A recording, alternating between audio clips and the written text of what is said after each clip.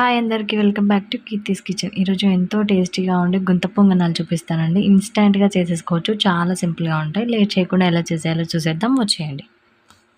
ముందుగా 2 కప్పుల అటుకులు తీసుకొని క్లీన్గా వాష్ చేసి తీసుకోండి. ఆ తర్వాత 1 కప్పు బొంబాయి రవ్వ యాడ్ చేసుకోండి. తర్వాత కొంచెం పెరుగు యాడ్ చేసుకోండి, 1 కప్పు వరకు.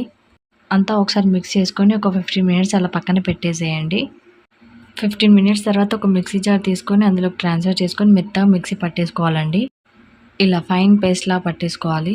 ఆ తర్వాత ఒక బౌల్‌లోకి సర్వ్ చేసేసుకోండి అదంతా. అందులోకి కొంచెం జీలకర్ర యాడ్ చేసుకోండి. అలాగే చిన్నగా చాప్ చేసుకున్న ఆనియన్స్, చిల్లీస్, కొంచెం కరివేపాకు, కొంచెం కొత్తిమీర కూడా యాడ్ చేసుకోండి. ఆ తర్వాత టేస్ట్‌కి తగినట్టుగా సాల్ట్ యాడ్ చేసుకొని అంతా ఒకసారి మిక్స్ చేసేసుకోండి. ఇలా ప్యాన్ పెట్టుకొని 2 లేదా 3 డ్రాప్స్ అలా ఆయిల్ వేసేసుకొని అన్నీ వేసేసుకోండి. ఒక 15 మినిట్స్ మీడియం ఫ్లేమ్‌లో పెట్టి కుక్ చేసుకుంటే చక్కగా ఉడికిపోతాయండి. ఆ తర్వాత సెకండ్ టైమ్ టర్న్ చేసేసుకోండి.